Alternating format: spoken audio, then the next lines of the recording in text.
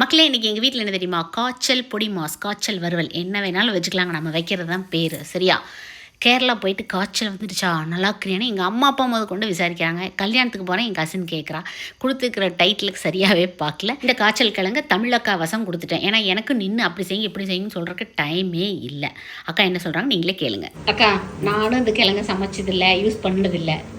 நீங்கள் தான் கட் பண்ணீங்க, எப்படி சொல்லுங்கள். இது நம்ம வெள்ளரிக்காய் கட் பண்ணுவோம்ல, அதே மாதிரி இருந்துச்சுங்க. ஈஸியாக இருந்துச்சா? ஈஸியாக இருந்துச்சு, கட் பண்ணுறதுக்கு ஈஸியாக இருந்துச்சு. கையெல்லாம் பிச்சுதா? அதெல்லாம் இல்லைங்க, இருந்தது. செய்யறதுக்கும் நல்லா இருக்குங்க. உருளைக்கிழங்கு மாதிரியே நல்லா டக்குன்னு ஆயிடுச்சு. சீக்கிரம் வந்துருச்சா? சீக்கிரமே ஆயிடுச்சு.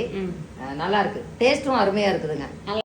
மிளகாப்பொடி, உப்பு, மஞ்சள் தூள் மட்டும் லைட்டாக ஒரு 2 மினிட்ஸ் மட்டும் வேக வச்சுருக்காங்க. ஃபைனல் டச்சாக கருவேப்பிலையும் மிளகு தூள் மட்டும் போடச்சேன். ரொம்பவே வித்தியாசமான டேஸ்ட்டில் மாவு போல் அருமையாக இருக்குது. இந்த கிழங்கு அருமையாக இருக்குதுங்க.